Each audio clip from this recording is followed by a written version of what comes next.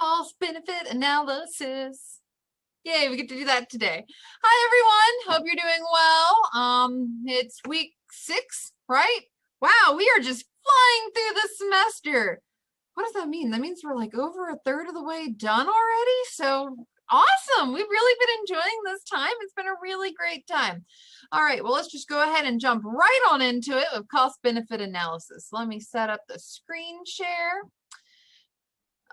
Expand the little window thing. Boom. Good. All right. So what you've probably noticed has been a recurring theme of my in-person lectures for the past couple of weeks is that it is very difficult to really figure out what the benefit is when we're talking about like 3 lives saved and 8 people not injured and such commute times have been reduced, blah, blah, blah. It's very difficult to know what that actually means in contextualized terms when we're trying to think of cost and benefits, because cost can sometimes be easier, but they're still rather difficult. I'm like, okay, 1 million working hours. How many of those were overtime? How many of those were taking people away from more productive things that they could have done? What was the opportunity cost of each of those hours? Being an economist is hard sometimes. But one of the big things that public economists can do that you're going to have to do whether you go into the private sector or public sector, the most common thing you're going to be asked to do is a cost benefit analysis. And being able to approach these questions in a rational and logical way is going to be very, very important. It's a great skill to have. Trigger warning, we are going to talk about valuing human life and what the monetary value of that is over the next hour. So what is cost benefit analysis? Cost benefit analysis is just the comparison of the costs and benefits of a public good project to decide if it should be undertaken. So I want to put in a new highway. How much is that going to cost me in asphalt, workers, time, repositioning traffic? What's the benefit? How many people are going to get their commute lowered? How many people are actually going to drive on it? How much does it help reduce childcare costs because people are spending less time on the roadways? How does it affect traffic fatalities? We take these costs, we take these benefits, we put them on a scale, and we try to measure which one's more. And that's kind of the undertaking of economics when we're describing policy or we're trying to figure out all these different pieces.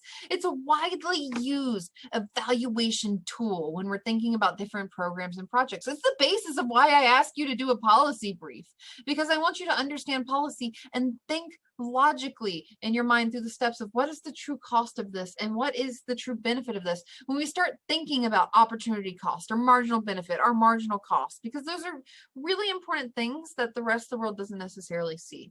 The rest of the world that aren't trained as economists tend to see, okay, this is a project that cost X amount of dollars. But they don't think about what those dollars really mean or where else they could have been used. They don't really think about the benefit when they see, oh, 1,200 people are going to drive on this highway.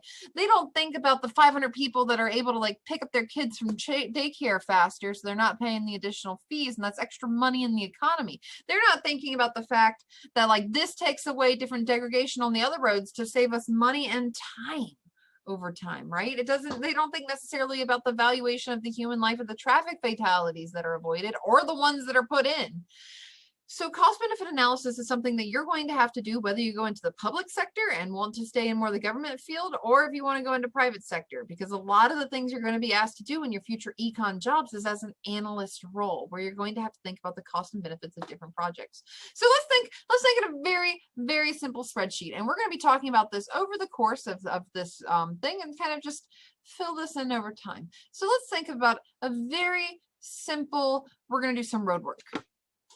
We're going to need 1 million bags of asphalt. That probably has a cost to it. We can figure that out because 1 million bags, it's one cost per thing. We're going to have labor. So if we have 1 million labor hours, okay, we're going to have to pay people for those 1 million labor hours. Then we're going to need maintenance. Maybe it's going to cost us $10 million a year in money to be able to keep up this road. So those are our costs, right? So those are costs.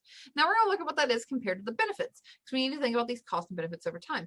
Well, 500,000 hours of driving time a year is saved. So that's pretty cool. That's a lot of time. And then 5 lives are saved in traffic fatalities from having this maintenance.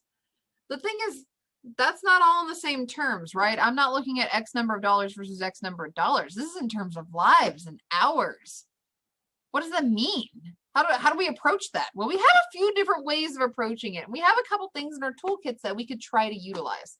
So let's talk about the cost side. First, we're going to focus on the cost side because it's a little bit easier, and then we're going to be going into the benefit side. So when we're measuring current cost, we're thinking about cash flow accounting a lot of the time. This is the one that you're most commonly, used to.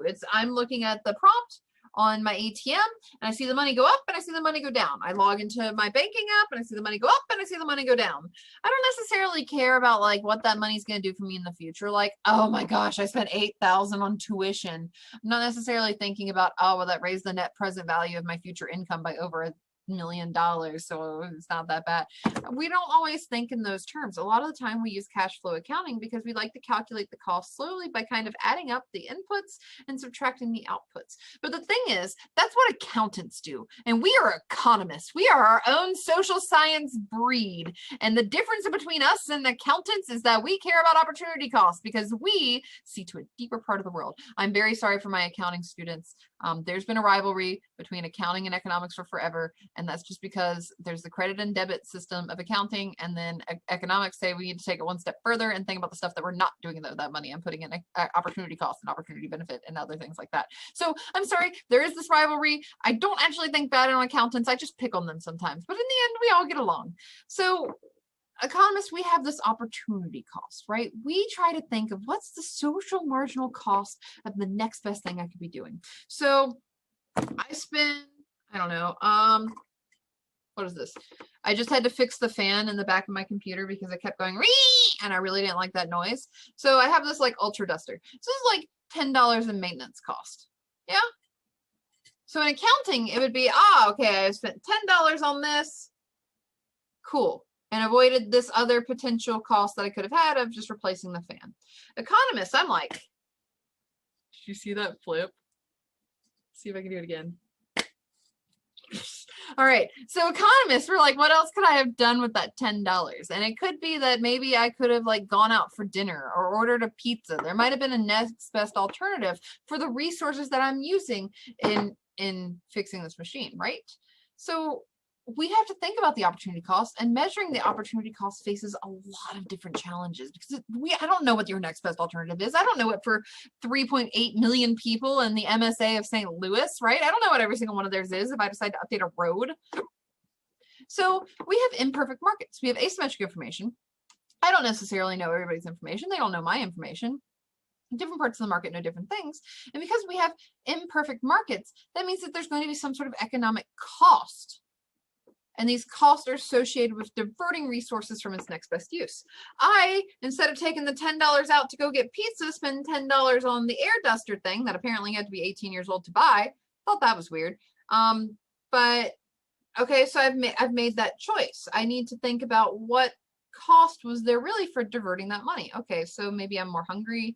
Maybe that company didn't have quite enough to be able to make their rent because they didn't make the money off the pizza. Like there's some sort of costs that are associated with me spending my resources on one thing versus another. One term that you're going to hear me throwing around a lot is the idea of rents. So rents, don't think about the rent for your house. Like stop thinking in that term. We're not talking about that type of rent today. We're talking about payments to resource deliverers that exceed the necessary to employ that resource. You can buy the knockoff version of this for $8. I instead paid $10 for essentially the same thing. There's $2 additional that I'm paying in kind of rent for the name brand. Yeah. There's lots of different things about this.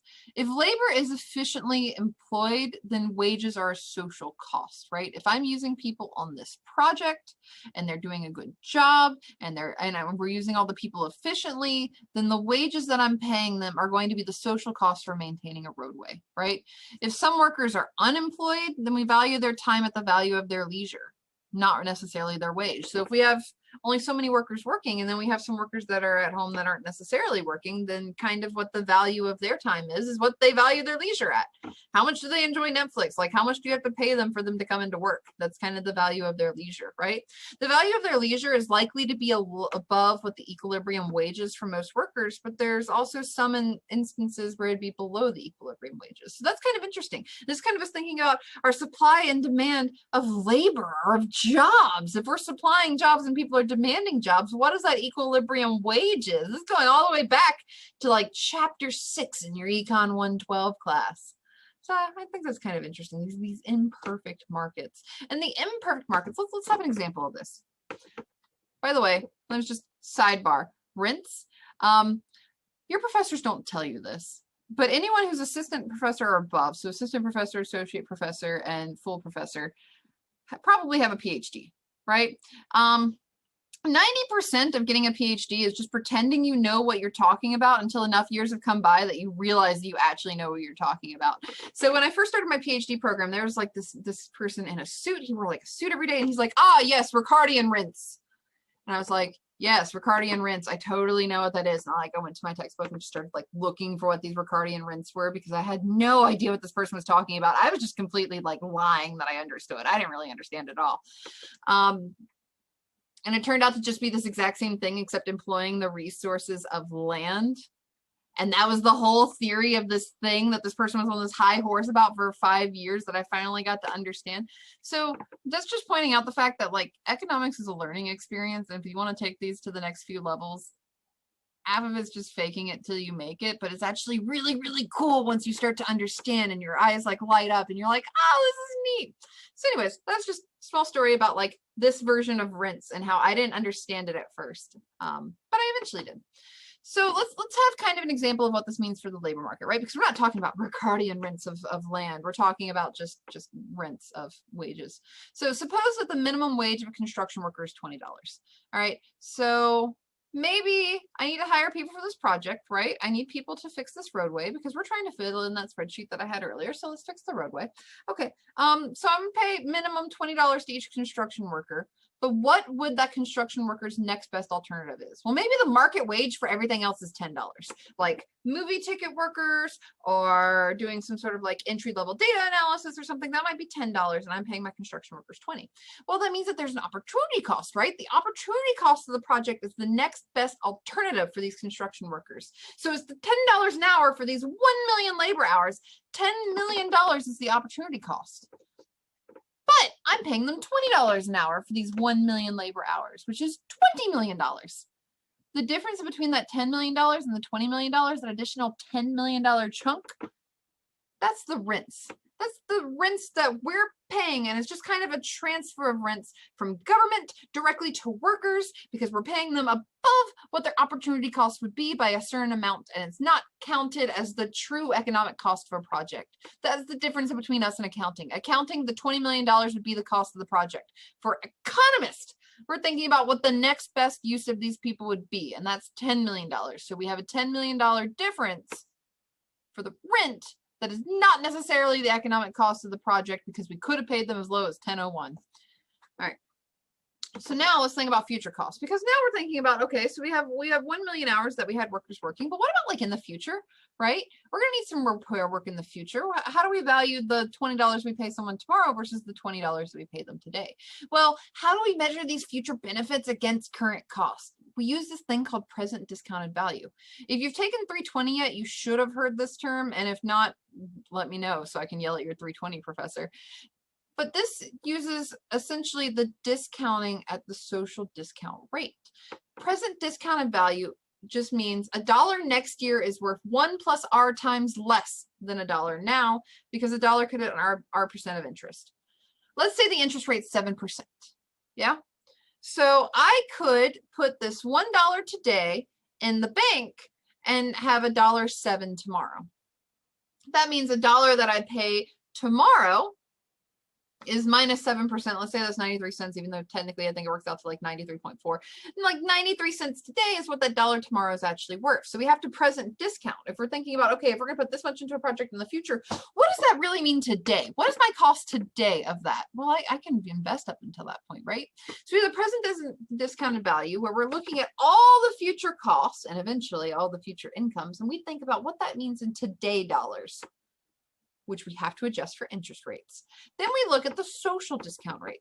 The social discount rate is just the appropriate level for R when we're talking about social investments. Social investments are things that essentially the government tends to provide, right? When we're talking about the investment of road work, or we're talking about the investment of public education, or national defense, or all these other sort of things, what interest rate tends to be associated with that? So, all right, so we're talking about the cost part.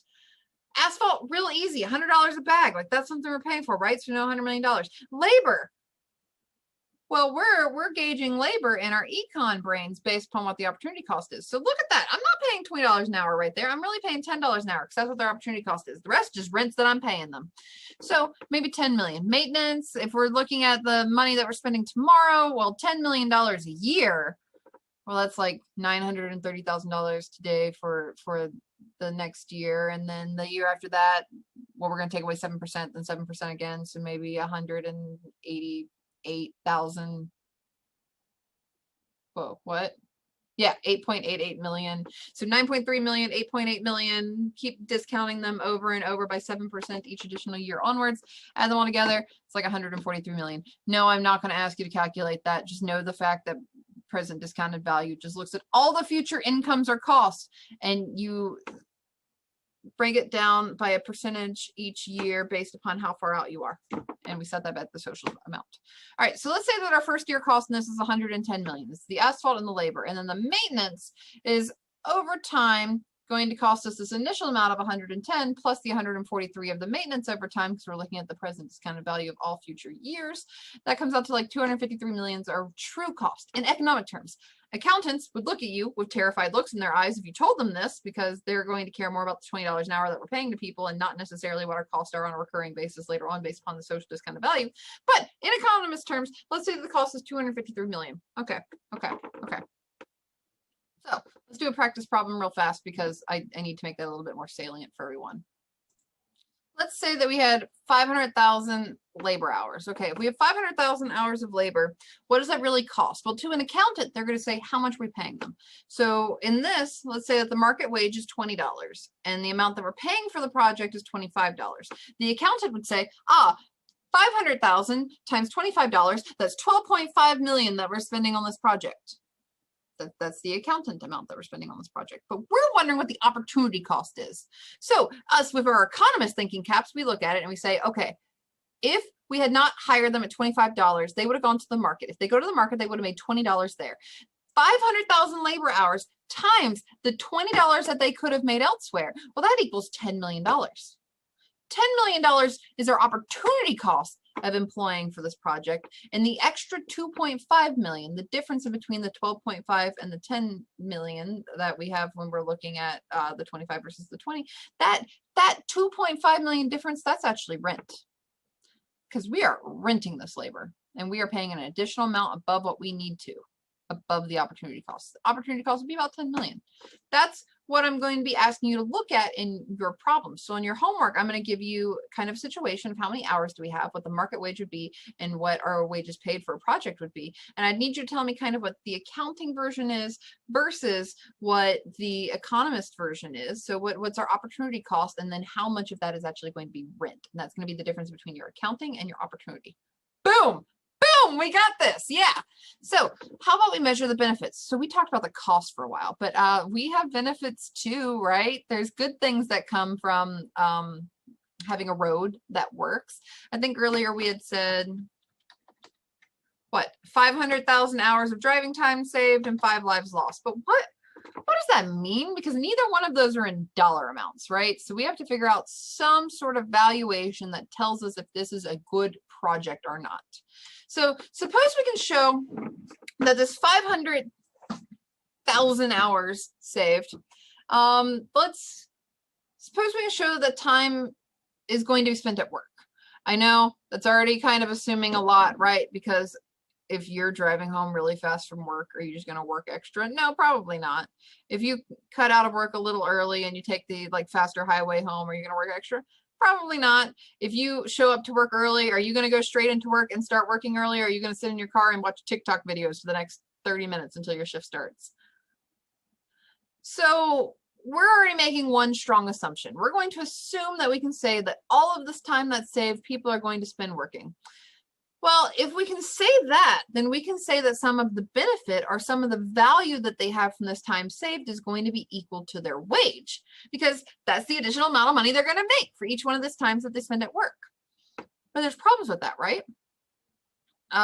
People can't willingly work as many hours as they want. So if you go into work early, that doesn't necessarily mean you'll be allowed to work right away. Your jobs might have hour restrictions where they're like, don't you go over 32 hours because then we have to pay you insurance. There could be non-monetary aspects of the job. There could be lots of other things. Maybe we don't necessarily want to spend it all at work. So measuring the benefits, even if I can say you're probably spending it at work, and I can say how many hours there is in difference, it's very difficult to actually put a number to what that benefit is, especially because I don't know what everybody's wages are, right? And I don't know how you value this time that you save. So there's alternatives approach. It may not be necessarily just the income of everybody. Maybe an alternative approach is to measure the benefits of contingent valuation. Contingent valuation. I've always had problems saying that word, so I'm going to butcher it at least 12 times in this video. But contingent valuation is asking individuals to just value options that they don't have, right? So they're not choosing it now. They don't have the opportunity to choose. They're not available to them, because if they were options that they were choosing for themselves, they might lie, or they might have reasons to not give the correct answer. But I instead say, okay, I know you're watching this at, let's assume that you're watching this Monday because you're really just a gung-ho person who wants to watch it before the class on Monday. I know that's not happening, but let's think about it. Well, I can tell you, on Friday, would you like a smoothie or a snow cone? That's just kind of asking your opinion on something, not something that directly affects you right now. So this approach relies on hypothetical questions. It's straightforward, it's inexpensive, and I can go to each of you and ask. The problem is that really going to be your true valuation? There's a lot of problems with this contingent valuation idea. Critics kind of point out that contingent valuation is very sensitive to the survey. For example, these are things that economists have found, that isolations of issues matter. If I ask you only if it's snow cones versus, what was the other thing? Cookies? Let's do cookies. If it's snow cones versus cookies, I'm asking you about one issue. If I'm asking you about popcorn versus pizza, and then snow cones versus cookies, and then cookies versus Twinkies, and then Twinkies versus Twinkies, and then, I don't know, so on and so forth. If I give you lots of things to choose from, you don't take as much time on one specific issue. You don't make as strong of opinions on one issue if you have lots of issues. The isolation of an issue to one question matters on people's response rates. Ordering of the issue matters. For example, what if I asked you this sort of question? Snow cones versus cookies, huh? Do you know snow cones kill dogs? How do you feel about snow cones killing dogs? Okay, and then would you rather have a snow cone or a cookie? The orders of the issues do matter because it can influence how people think about later questions. There's also the embedding effect. Notice that I gave a very negative response to one of the two things that I'm going to be talking about later. If snow cones kill puppies, then you're going to have a negative mental association with snow cones before you even get to the question I care about of snow cones versus cookies. We call this an embedding effect. These different sorts of things matter. Even how you present questions can drastically change. This is why surveys are so messed up for politicians, because each political party will ask surveys in ways that tend to prompt your responses on something questions before you actually get there. And they might ask about lots of unrelated things because it makes you less likely to answer in a certain way about one issue. And then they can say, well, look at these polling scores so we can see how people feel. And it's not necessarily reflective of how people actually feel, because there's an entire science of how they can ask you questions that matter. This is why, I teach Econ 112 too. I have lots of people for principles of microeconomics. If I give them the test questions in order of, hey, here's the 10 from chapter 1, the 10 from chapter 2, the 10 from chapter 3, the 10 from chapter 4, and they kind of take their questions in a similar pattern to how they learn the material, they do significantly better than if I click the one Blackboard button that just randomizes all the questions and takes those 40 and mixes them all up. Because how you ask questions and the order in which you ask questions really, really matters. So that's kind of cool. So maybe contingent valuation, maybe not the best thing. So we can't necessarily say it's just the money that you're going to be making at work. We can't necessarily say that it's contingent valuation. What do we do now? Okay, what's another alternative? Maybe revealed preferences. Revealed preferences is letting the actions of individuals reveal their valuation. That just means I'm gonna look at you for a while, right? Well, look, and see if you eat a snow cone or if you eat a cookie. That might reveal to me some information. If you paid for a $2 snow cone, you're willing to pay at least $2 for a snow cone. If you buy a cookie for 75 cents, but you don't buy a cookie for $1.50, that tells me about how much you value cookies. Market pricing is actually super, super cool. This is why, like, the economists that work over at Amazon for like 165,000 starting, it just blows my mind. They make so much money. That's their starting. Okay, but they have trillions of data points. They look at people and they look at their revealed preferences every single moment. They see what did they buy and what were they willing to buy it at, and what would they buy and what were they willing to buy it at, or what were they not willing to buy it at. And just look at this, and they have so much data that reveals preferences that people have in between different sorts of goods. So that's one way we can do it. Let's look at an example of that. Let's think about housing markets. So let's think about housing prices and commuting time. All right, so let's say you work in the city. This is actually the basis of, and I'm not going to require you to know this next part, but essentially we have this monocentric city model. When you get to the later parts of economics, say you want to get a master's or a PhD, or you want to become a city planner, you draw out the city and you find the business district and you point to it. And you assume that every single job that people work are right there. And then you build circles around it. And that's how you judge commuting time and analyze a city. It's a mess. I actually have a paper that I'm working on that proves that that's not really a good thing to do. You should probably find like multiple points and assume that the jobs are there. But that's not how it is, because Alonzo Milmuth and a bunch of other people created the monocentric city model back in 1960. And we haven't really updated our city planning since. So you take the map of a city, point, that's where all the jobs are, all of them in one exact location. And then everybody commutes to it. And that's how we calculate commuting time. So that's also how we tend to analyze home prices. We take that one part in the city and we're like, okay, well, homes over here should cost less because they're far away from the jobs. You have to commute for a while. That's not good. Then jobs right here, then homes right here that are right next to the job. Well, then people clearly want to live there. That should cost more, but it's not necessarily like that, right? Because we find out, like, let's say that there's jobs in the center of a city. A lot of people don't want to live right in the city. They want to live slightly outside the city, but not 2 hours away from the city where they have really long commutes every day. Balancing this and figuring out the distances of commuting times, that's just a really cool way to think about economics. So these are some of the things that you can do. But back off my high horse. Housing prices and commuting times. We would assume that the prices would go down the further you are away from the city center. How much do commuters actually value reductions in commuting time? If your drive to school was 15 minutes, would that really be much better or much worse than it being 2 minutes? That might not matter to you, but both of those might be better than an hour and a half commuting time. That might just be too much. So how do you necessarily value this? Well, price differences can tell us something. If the student housing right on campus costs one price and then the one 15 minutes away kind of costs less, okay, well, that means that students actually have some sort of value for living right next to the school. We know that, but it doesn't always happen, right? Because that doesn't matter for some inherent biases. Let's think about the middle of St. Louis, right? City center of St. Louis, let's assume all the jobs are there, and let's draw circles. Well, if we start drawing circles outwards, the first one that we're going to hit is Ferguson. The median home price in Ferguson is $75,043. Well, with our economic theory, we would say, well, if we're working in St. Louis and the people in Ferguson are working in St. Louis, our home prices should be less because we have a longer commute time. But here in Edwardsville, the median home price is $223,000. That's clearly more than the median home price in Ferguson. So what's happening is we're not dealing with the differences. There's different crime rates. There's different numbers of bedrooms. There's different historic districts. There's different tax rates in these areas that might influence where people live and how much they're willing to pay. So one solution is to try to control for these house characteristics. We can control for the differences in lot sizes in between Ferguson and Edwardsville. So we find a similar house on a similar size lot with a similar number of bedrooms, with a similar square footage, and then a bunch of other things. And then we try to compare what their median prices are.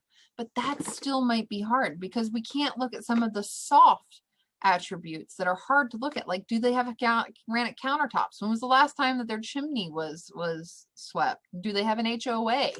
So in order to provide a more convincing estimate of the value of time, sometimes you need quasi-experimental approaches. So this is just really neat. If you're interested in doing stuff like this for a living, by the way, this is completely what you can do for a living if you feel like it, and it's super, super neat.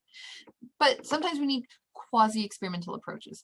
Quasi-experimental just means a policy happens somewhere and us as economists take advantage of it because we're like, ooh, look at that policy. That's a cool policy. Let's look at the places where the policy didn't happen and compare it to the places that they did happen and see what happens there.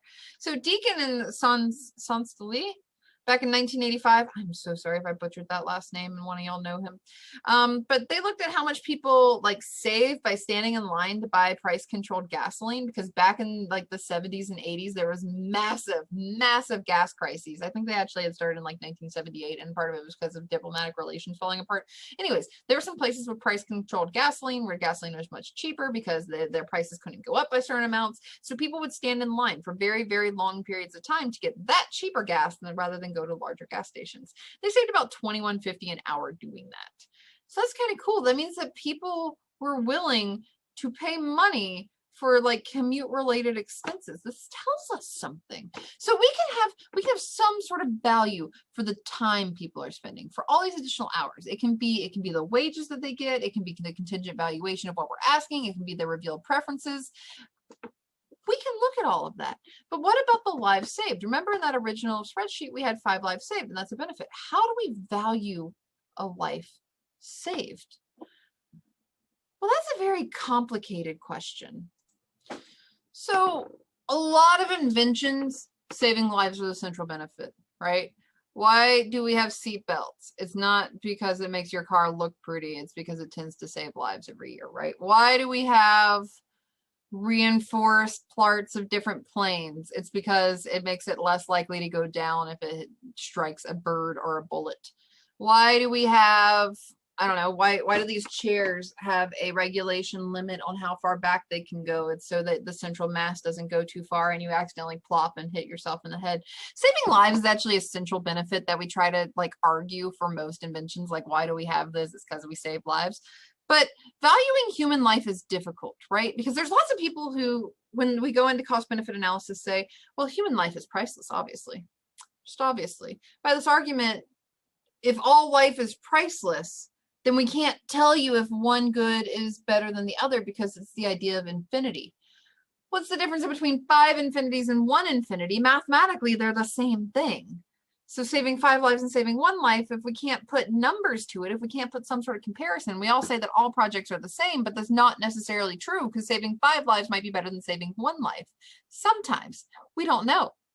This is the intersection of philosophy and economics. And unfortunately, I am a terrible philosopher, but I'm a good economist, so I can give you at least this part of it. And if you know the philosophy side, please come teach it to me because I would like to know. So by argument, if we have a priceless commodity, then it's extremely difficult to put value to. Then we can't look at different projects that look at 15 infinity value versus 5 infinity value because multiple types of infinity is still infinity. So how do we ramify this? How do we bring this together into one cohesive thought? Well, every possible intervention has a chance of saving lives. So if you have seatbelts, you save X number of lives. If you don't have seatbelts, you might actually save a couple lives that way because there might have been people that were like thrown in a certain way so that they avoided a lot of damage. Both ways could save a life, but one might save a lot more than others, or one might damage more than others. How do we start to compare these together so that we can say for something like, oh, when we want to do this highway project, are we actually going to save lives? And what's the value of the lives that we're saving compared to our $250-something million cost of improving this highway? That's something that we have to do. So we have to think about the scarcity that's associated, right? Because there's a scarcity of resources, which means we cannot afford to do all the projects. We can't, if we could do every life-saving measure, we would do every life-saving measure, but sometimes it doesn't make sense, right? Sometimes to save lives can harm others. Do you save 1 life in exchange for costing everybody a ton of money and economic prosperity and putting a lot of people into poverty and causing a lot of starvation? Maybe not. Is it worth it or not? And that's really not a question that I can answer or you can answer. It's something that we as economists can do our best to try to rationalize in a numeric way, but it's not necessarily something that we're supposed to make a decision on. It's something that we're supposed to try to interpret using our economic toolkit.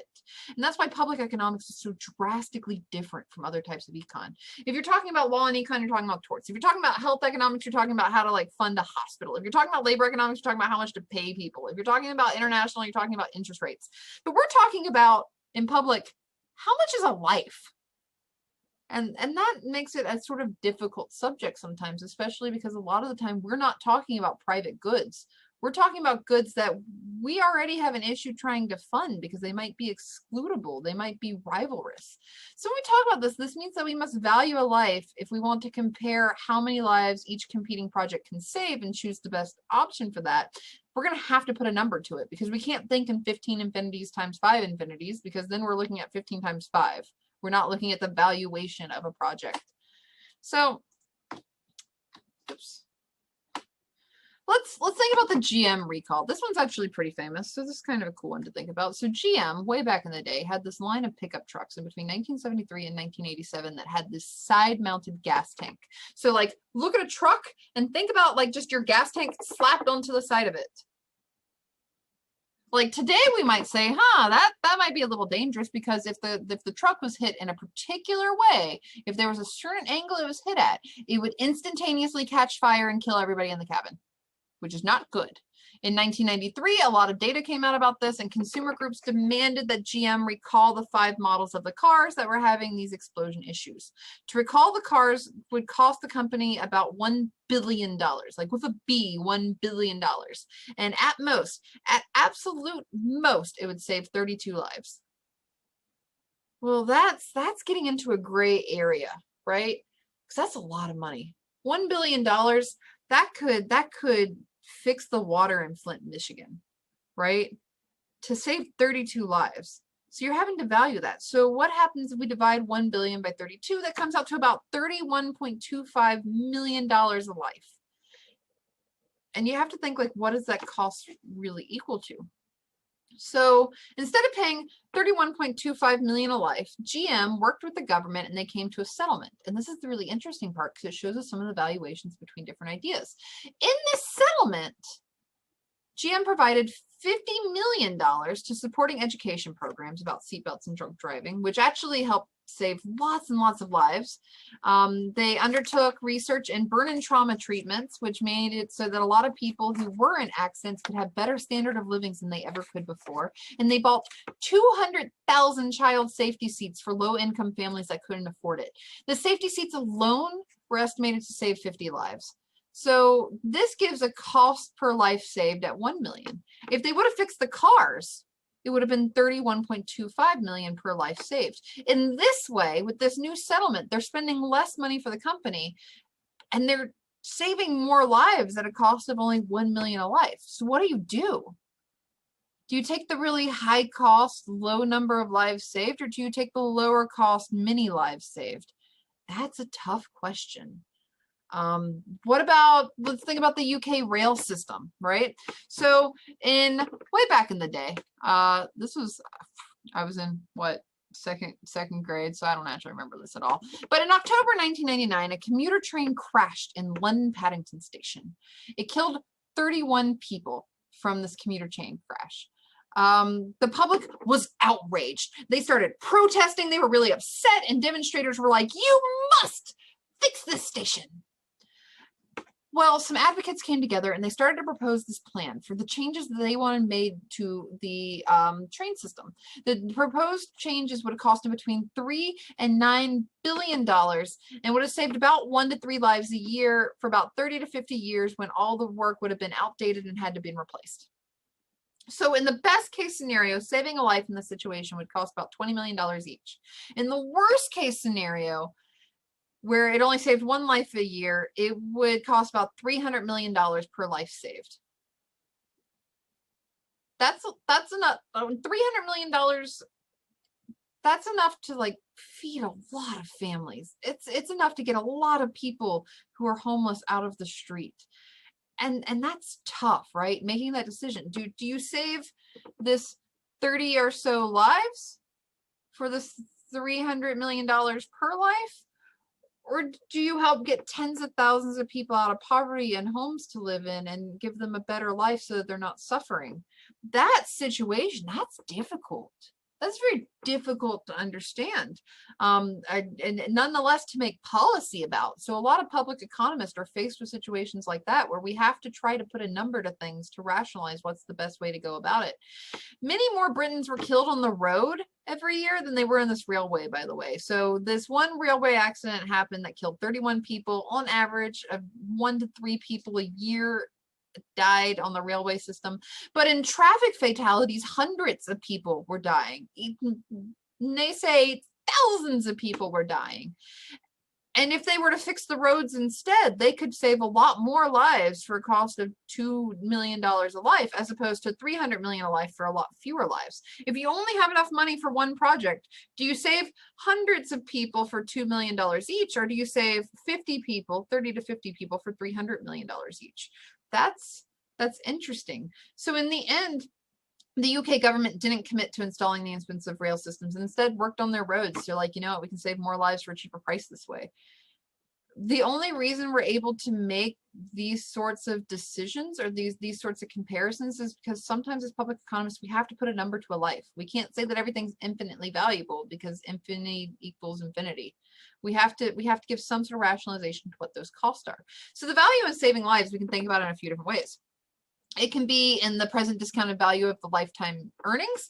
So if you save someone who's 67 and retired, that they're not necessarily going to make more money that has economic value because they're retired, versus if you save someone who's 20, who's going to be working and paying into the system for 45 years, and then at present value is a lot, and there's a lot of economic valuation there in tax revenue for programs. How do you compare those lifetime wages? Then we also have the idea of contingent valuation. We can just ask people what their lives are worth.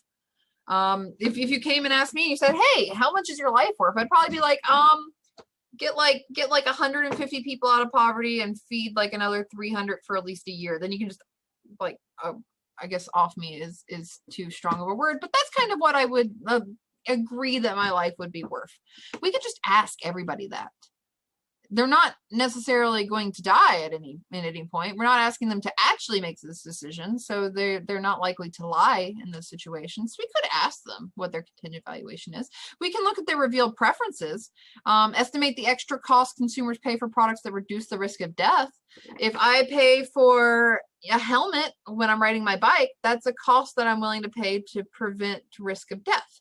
If I don't know, have a safe battery in my phone instead of a knockoff battery that's likely to explode while I'm using it, that's an additional cost that I'm paying to not risk my life. If we look at what people are willing to pay for risk reducing measures, this gives us some sort of revealed preference on what they actually value their life at. So there's also another idea, and this idea is compensating differentials. We can value life by estimating how much individuals are willing to pay for something that reduces their odds of dying. How much are you willing to pay for a helmet? Maybe $5. Yeah, let's say you like biking, you'll pay $5. You'll probably pay $15. You'll probably pay $100. But once I start getting to $5,000 for a helmet, you're saying, you know what, SIUE is relatively flat. I don't really need a helmet, right?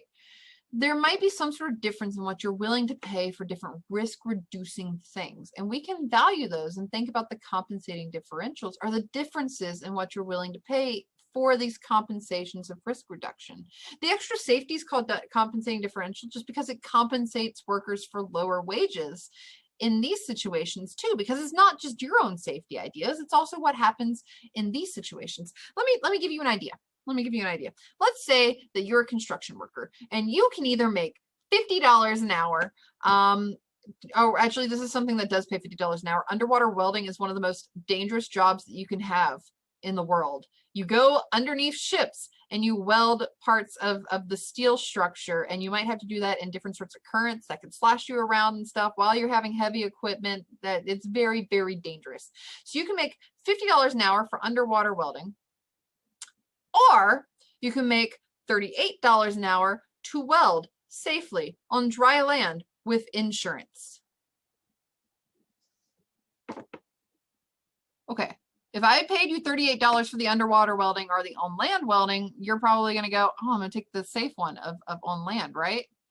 The only way I get people to do the underwater welding is by giving them some sort of compensation. I pay them more.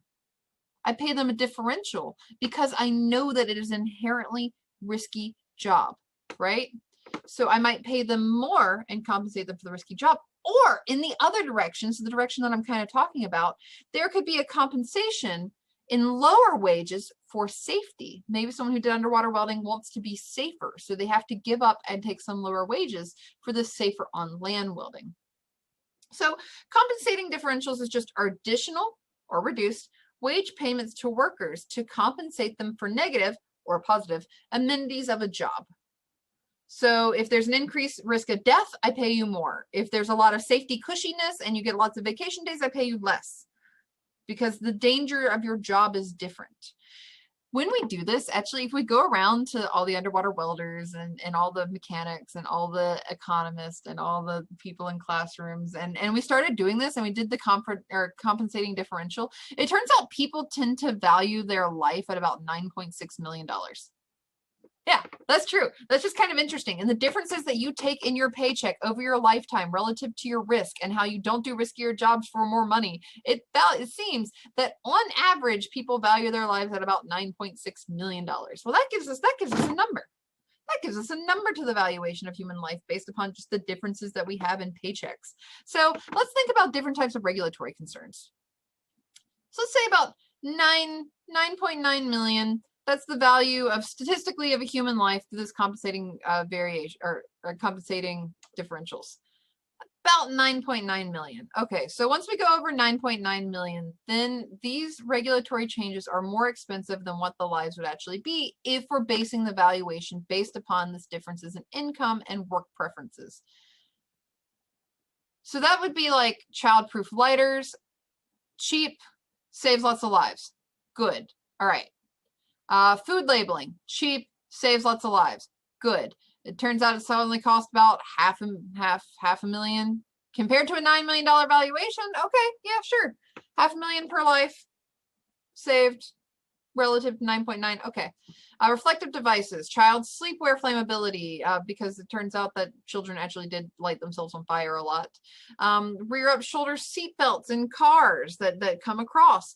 Asbestos, taking that out of old buildings. These are things where the cost per life saved is actually cheaper than what the compensation differential for human life statistically is. Then there's other things that are actually more expensive that we have done in the past, like complete bans on asbestos. Turns out doing that and having to retrofit almost every single building from multiple decades was far more expensive than the amount of lives that were saved. Solid waste disposal facilities.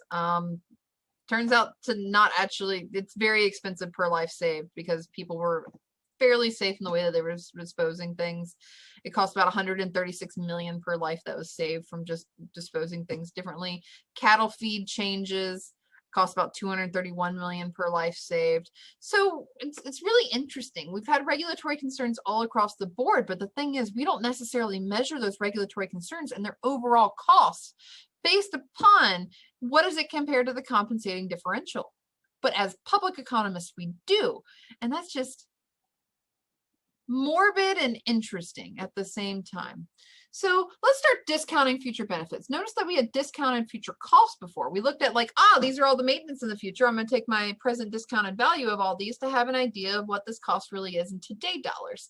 Well, we can do the same for benefits. In addition to finding the value of lives saved each year, because yeah, we save like 5 lives and there's some sort of value to it. Like if they're worth 9.9 million each through compensating differentials, we saved like $45 million.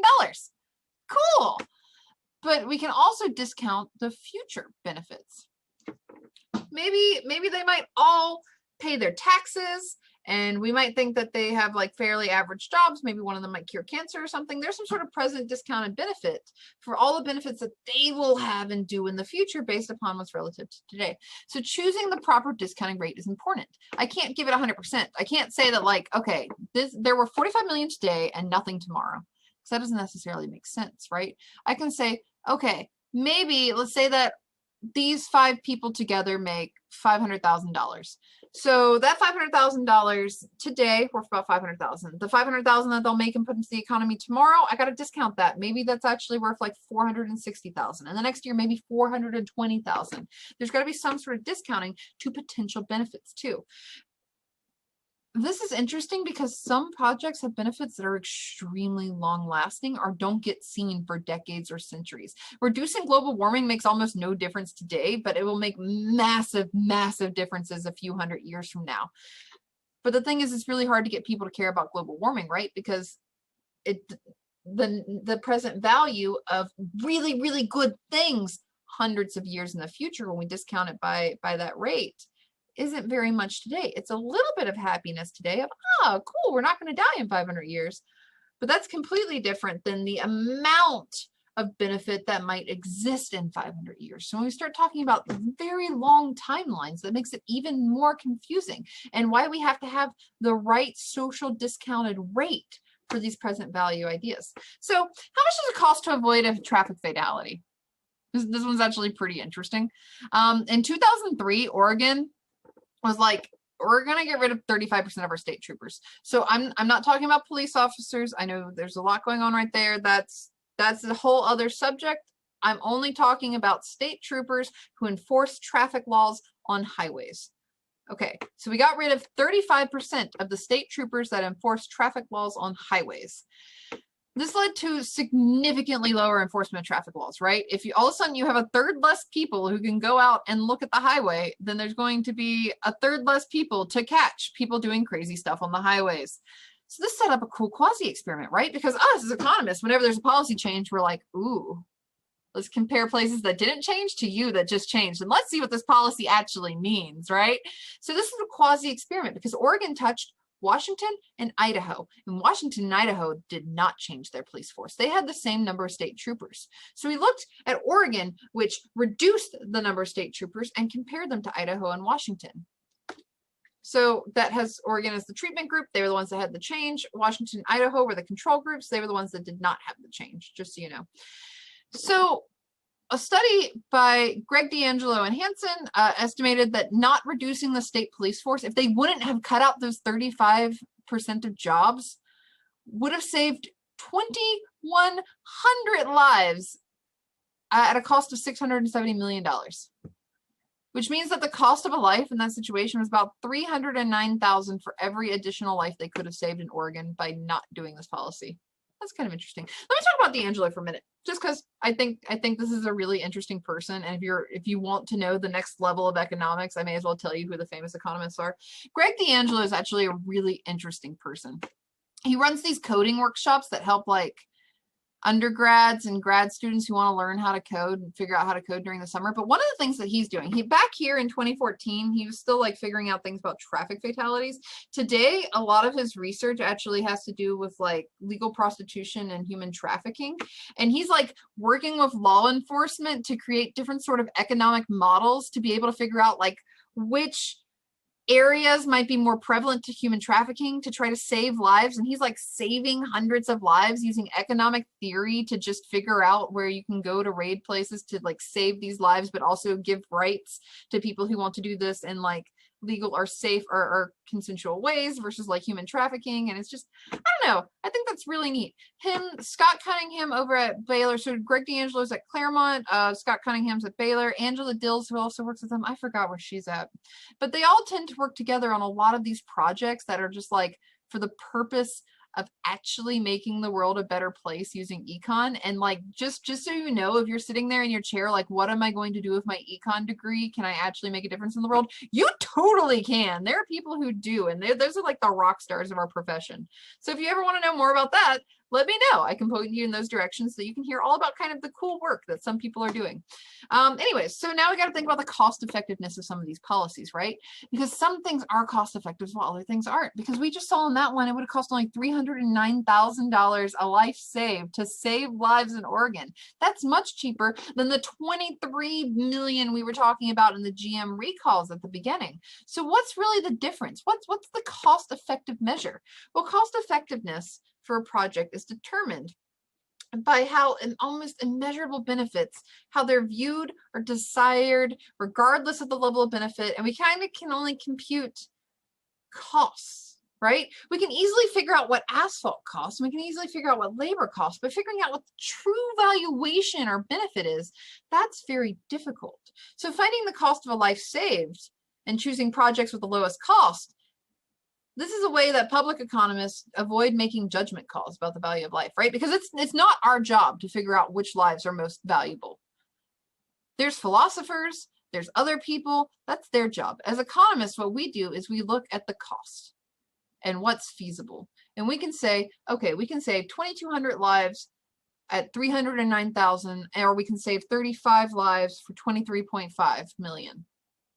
And then we compare the two and we go for the low cost project that saves lots of lives.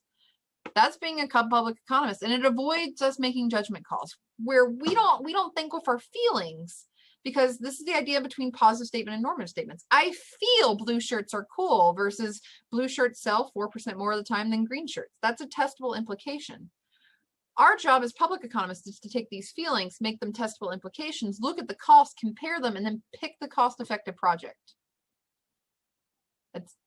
I think it's neat, but I do it for a living. So at the end of the day, what would this road maintenance really save us?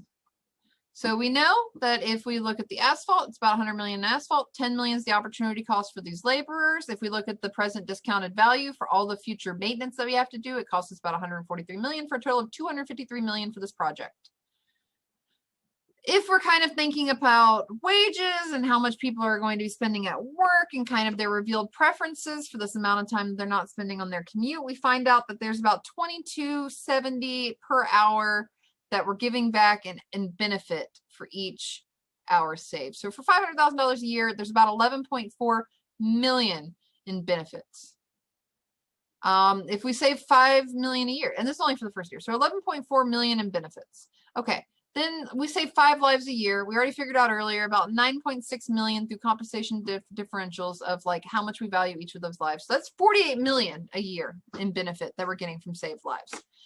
And that's per year. So the first year we're getting 59.4 million in benefit. And then we have a discounted value. And let's say it's the same amount, 7% for each of the future years. So the 59.4 minus 7% for next year, and minus 7% again the year after that, and then the next year minus 7%, minus 7%, minus 7% again. When we squish all those together to think about the present discounted benefit, we see it comes out to about 848 million. That means that in this assessment, when we're looking at, we want to fix this highway, we're looking at 253 million in cost, 848 million in benefit if we start thinking about lives saved and driving time. That means that our benefit over time of just fixing this road, if we're thinking as economists, not as accountants, because they would have just seen money out and money in, right? But as economists, we start thinking about opportunity cost and net present value of lives, our present discounted values of lives. We end up benefiting $595 million. Now that's very different from cash flow accounting, right? We're not going to see 595 million on our ATM receipt. But we're going to see it here in our project analysis. And that's why we decide, okay, we're going to be benefiting 595 million. All right, as public economists, we're saying this is a good idea. And we run with it. And that's what we do. We pick the project. So there's a couple other issues when it comes to cost benefit analysis though, right? There's common counting mistakes. It's very difficult to know if there's really 5 lives saved, or if that's an average, or if that's going to have wide variance. What's really the labor benefit? Are any of these overtime hours? Because overtime hours would actually have a different benefit. So counting everything alone is a daunting task. Then there's distributional concerns. Costs and benefits may not go to the same people. It could be costing the city quite a few millions of dollars, or it could be costing the low-income neighborhoods that could have had other projects working for them. Instead, if they're fixing the highway, instead of like giving grocery stores to disadvantaged places, that's a cost on them. But the lives saved might all be rich people who are going in between Edwardsville and St. Louis. Those might be 2 different groups that get the cost versus who gets the benefits. There's distributional concerns that come along with cost benefit analysis. Next is just uncertainty. There's just so much uncertainty because I don't really know what the present value or the interest rate we should have for our present discounted value is. That's something that we kind of just come up with. There's a lot of equations and we figure it out, but it's subject to be wrong, right? There's a very high chance it might be wrong, and it might be wrong by a little bit or a lot, and we don't know. So just the uncertainty alone makes it very difficult when we're trying to do cost benefit analysis for these types of projects. So at the end of the day, what did I just talk about for the last hour? Well, turning abstract notions of social cost and benefits into practical implications where we can see financially what the benefit is in public projects, it's very challenging. It's what we do as public economists, and it's actually really interesting and fascinating, and it's a very worthwhile thing because someone has to do it. Someone has to say, all right, this road maintenance versus railway maintenance, what's really going to be the long-term benefits? Which one's going to be better for society versus lives saved versus hours of commute taken off versus the amount of cost that's going into it? Someone has to make those judgment calls, and we kind of actually avoid judgment calls altogether because we don't do this with feelings, right? We look at the cost implications and we compare them together. That's why economics is also a tough subject for some people, because it's a very, very difficult choice to make some calls, which is why we try to put them into testable implications. We take these normative statements of I feel, and instead we make testable implications of this is X percentage, or this has this sort of social benefit cost, or this one has this net present value rate of this particular type of project. And instead of these feelings, we try to have testable implications with our econ science hats, right? And what at first seems like very simple accounting exercises tend to be extremely complicated. That first slide I saw or showed you, you're probably like, okay, asphalt, labor, cool, we know what those are, and then like maybe some time saved, that's a benefit, sure. But it's much more complicated than that when we start talking about opportunity cost or resources, and these are things that, especially in complicated and competitive markets, are very hard to price sometimes. So economists have developed a set of tools that we can use as analysts. And our toolkit as analysts go a long way towards kind of completing the accounting, right? Because we need the accounting. We need the cash flow accounting of money in, money out. But we also need the next part. And that's where accounting and economics work together, is economics can say, all right, so the accounting has money in, money out, and economics can say, well, these are the true cost over time. And these are the true benefits over time if we make these assumptions about life and we make these assumptions about time being saved. And we compare them together to find out if this is actually a good project or not. So I think this is one of the more interesting chapters that we do. It has a lot of philosophy ramifications to it, but like I said, I'm an economist more than anything. If you want to talk more about this, please let me know. Besides that, y'all have a wonderful night or day or whenever else you're watching this, and I'll talk to you soon. Okay, everyone, bye.